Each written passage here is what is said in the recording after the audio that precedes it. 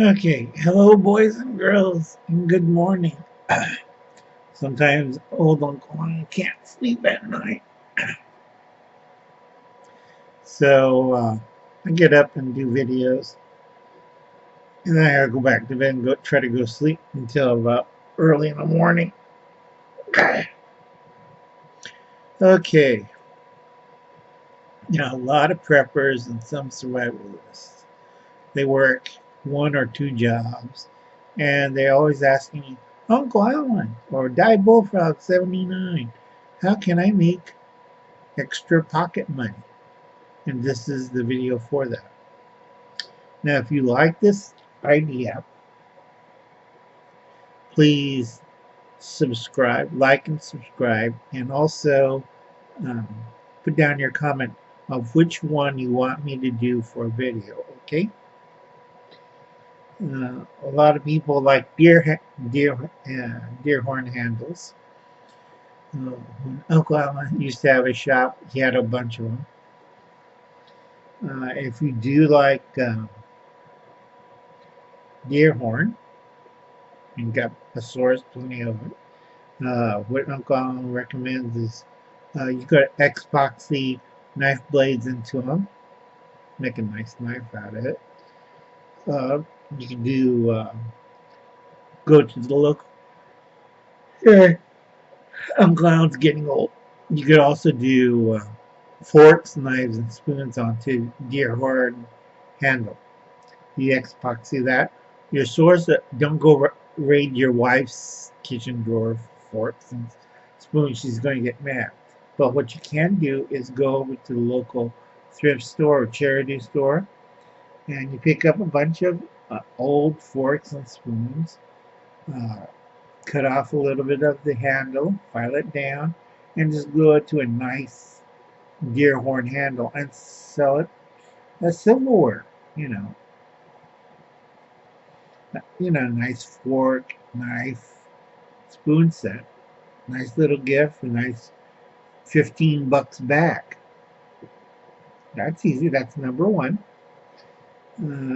Fat wood pieces in a Ziploc bag.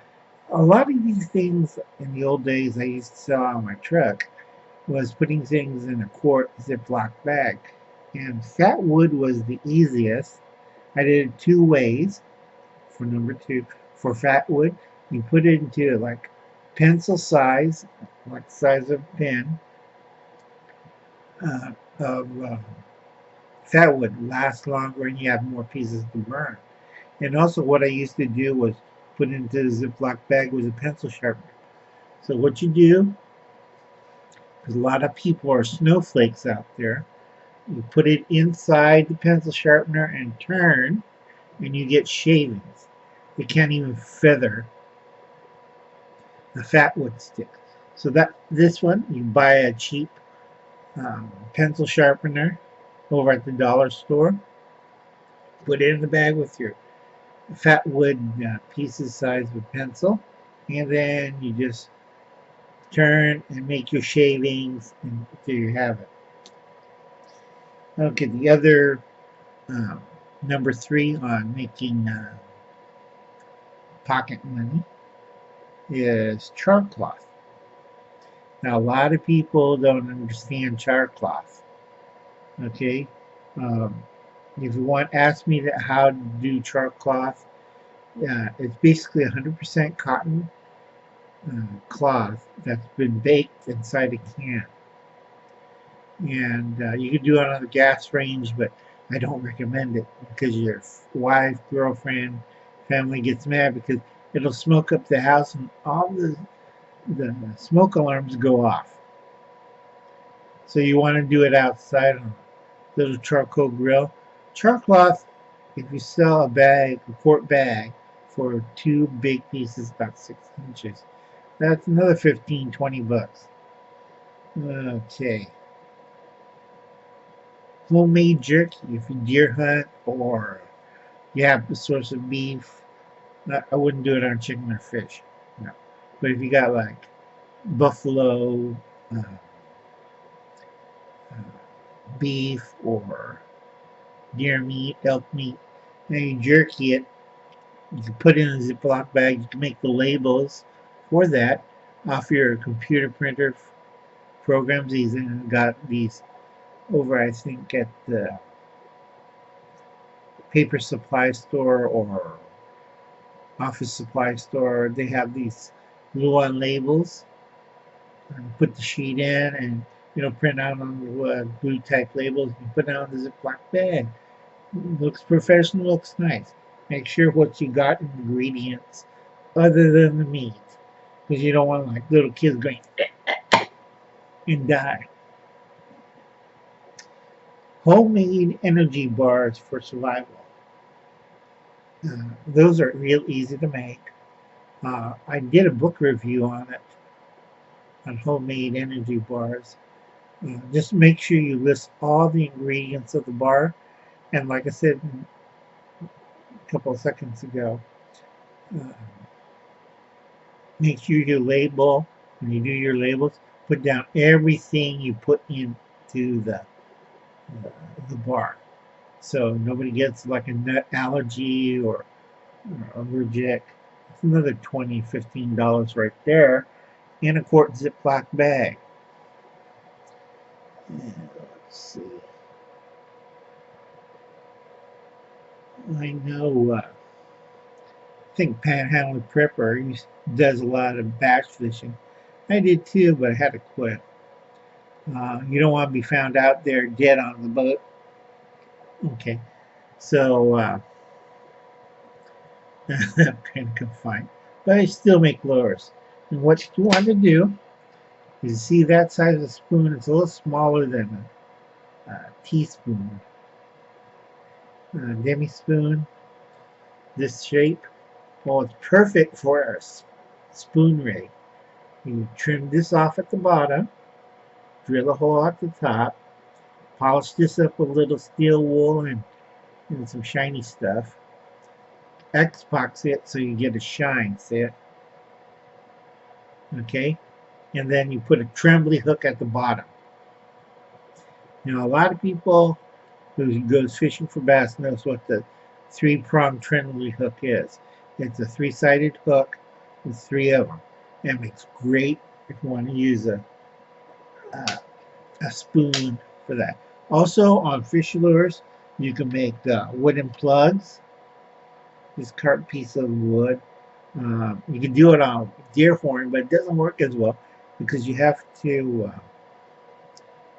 fix that. You have to epoxy the hell out of it, same as wood. Wood before you epoxy, if you're making a fishing lure, take a propane blowtorch, lightly cook the wood, not go into it, but lightly. You want to harden the wood, then you epoxy it. You put all your screws and stuff, paint, whatever you want to do, and then you sell a homemade wooden fishing lure. And you get pretty good money. I got almost 30 bucks for one. And it caught a lot of smallmouth bass. So, like I said, that was number 6. If you are interested in any of these ideas for making pocket money, and you want to like to see a video of me doing it, please holler out, because I'm going to write these down in my permanent notebooks, because Uncle memory is not that good and I tend to forget. Okay. Now, here's one I told to Angry Jewish Prepper. What was it? Jewish Prepper. Or Georgia Jewish Prepper. I can't remember. Sorry, that's my memory going. Angry Jewish Prepper. Let's give out a shout out to him. Some gun ranges, shotgun ranges in Georgia, they have a lot of rich people, not us poor working studs, okay, that would go out and shoot and stuff. And they throw away a large empty shotgun shells. And I'm looking at them like, boy, their guys are rich. I'm a poor boy. So I used to pick up a lot of holes. I'd take an empty box and pick it up. And most of them it's like 20 gauge or 12 gauge. I just reload it with black powder And all I had was a simple Lee uh, uh, lo, Lee.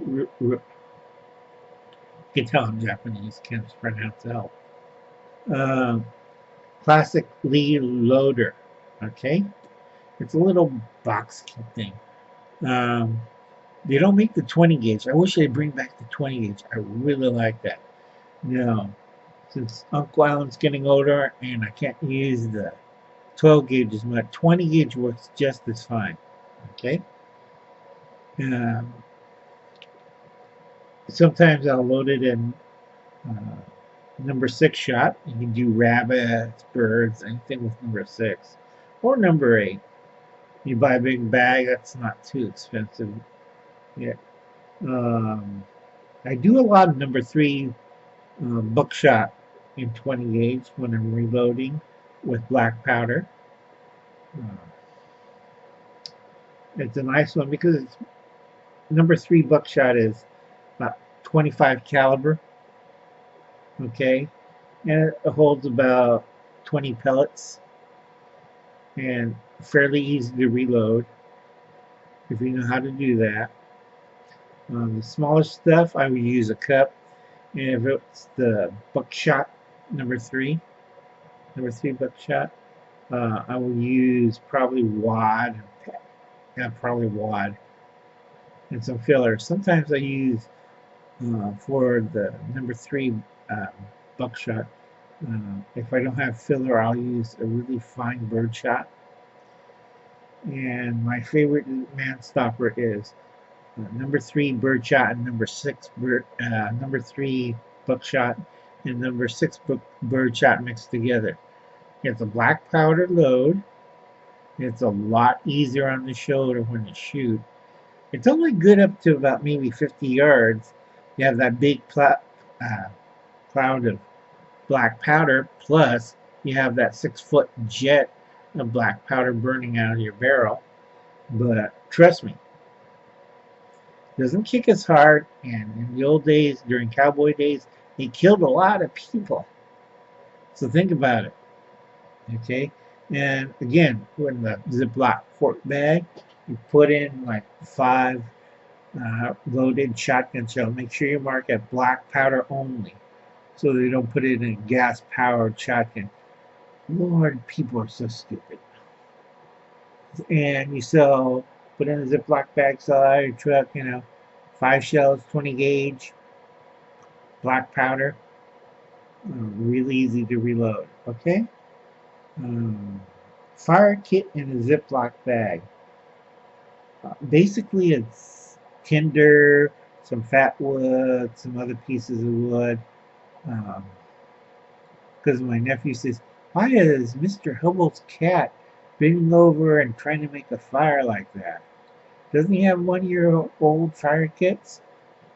And I said, I don't know. You just throw a book of matches in there, or a box of matches. You can pick that up at the grocery store. Just pick up the Ziploc bag, a small box, a little box of matches. I don't think I have one in my drawer yet. I should. If you want to see a video on that, just holler out and say, I want to see a video of fire kit. Okay.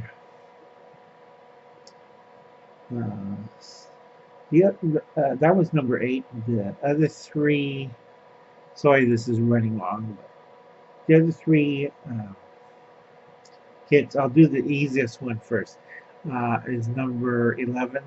I'm going out of order right now. Number 11 is a sprout kit. If you have a mason jar, then you get some fiberglass window screening or plastic window screening. Put it over the little mason jar lid. It provides air inside the jar. You could keep bugs and stuff like that for the little ones, but you make a sprout kit out of it. Okay, real easy to do. You put your mix of sprouting seeds. Some call them the vegan sometimes, and I eat sprouts. So what the trick is with sprouts is you got all the seeds and an expensive sprout grower. I'm shelling out $140 for that. Get a quart mason jar. and the sealing ring and the lid, and you cut yourself a little section window screening, and you put it in there, and that'll prevent the seeds to come out from the window screening. You wash the seeds, pour out the water. The screen stops the window seeds from this screen stops the seeds from falling out of the jar. Put it back onto the area where you wanted to sprout. Repeat, do, and about a week's time you got sprouts in the jar. Easy as hell. Easy kit to sell. You know, I used to sell 7 of them. It only cost me like $6 or $7 to pick up mason jars from a thrift store, garage sale, and then I pick up some window screening for a couple bucks. The only part that's expensive is making the labels and doing the seeds. Okay, that was the easy part. Second one, number 10, which is a really hard one, is a snowflake or greenhorn or unicorn prepper survival kit. All right, I got to think, you know, these are the college students, the leftist types, and you want to make a nice little survival kit. Well, you start with Nalgene wide mouth water bottle that you pick up at the dollar store. It's not Nalgene, but it's knockoff. And then you fill inside the bottle, that little bottle, survival stuff. Now you can't put anything that might set them on fire or cut them or hurt them, because you gotta remember most of them are snowflakes or unicorn preppers or college students. So you want to put in a space blanket. You want to put in a glow stick, because I see them always dancing with them, and I'm like, what the hell are you doing? And then you put in one of those. You go to a grocery store or pharmacy, you see these little packages of disposable ponchos for $2. You throw that in. So you have a glow stick, the water bottle, you have an emergency blanket, and you have a poncho. Now, what other things you want to do? You throw in one of the emergency food bars. Now you got it all set. And also a set of instructions. It's telling them, take out the stuff out of the bottle, put water in it, wear the poncho to keep dry if it's raining. You have a space blanket to keep them warm if they have to take a nap or sleep. And you have a glow stick at night to keep them so there's no darkness around them. And you have an energy bar you can eat. Really simple kit. You can sell it for about $30. Okay. Number 9, because I'm doing these out of order, is a really hard one. All right. The only one who still does this one is in Australia. I had to look them up on eBay. All right. They quit selling it on Amazon because the person who used to make it in England died. And the other person who made it, he died in Canada. These were old guys, older than Uncle Harlan. Okay? So you want to get what it's called, number 9 is. It's a leatherwork project. It's called the English Open Top Revolver Holster in russet brown. It's a bucket style holster. Basically, you know, a holster, the open top, but it's a bucket style, which means it goes all the way up to the top, no finger grooves or anything. You have to check the history books on that one. But it's colored Russell Brown. It was designed for the enlisted men from World War I to World War II in the British Army. And basically, you could fit it on a dress belt or regular belt or what you call it, a GI belt. Nice thing it had behind it with all the belt hookups is they had a couple of slots or loops for a handgun cleaning rod, a brass one. And the one I seen for in Australia, it ran for about 35, 45 Australian dollars. Plus, you got to figure out shipping and handling. So that's close to $100 to get a holster. And these were made for the 6-inch, uh, 6-inch Webley revolver. Yeah. I used to make holsters, simple bucket type. But I had to quit because Uncle Alan has arthritis. And my eyesight isn't too good, and I got a hole in one of my fingers when I. Yeah. Okay. So anyway, if you work in leather, you should investigate that one. Go look under. Who was that company? Oh, Uncle Alan's just babbling on and on. Osprey. Osprey historical books, and go check out World War One uniforms for the British enlisted, and you probably get to see a fairly good copy. It's a very simple holster. It's a bucket type, and it has a strap to hold the revolver in, and it's made for a 6-inch barrel. So if you're going to do that one, you have to do your homework on it. It's a really hard duplication of a holster. It has to be rusted brown, and you got to know what you're doing on leather work. So anyway, like and subscribe to Die Bullfrog 79, old Uncle Hal here, and I hope you can make some pocket money with this video.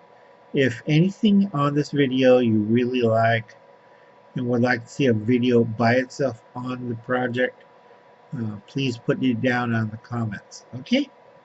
You have a nice night. It's 3 in the morning, and Uncle Alan's just beat. Catch you later.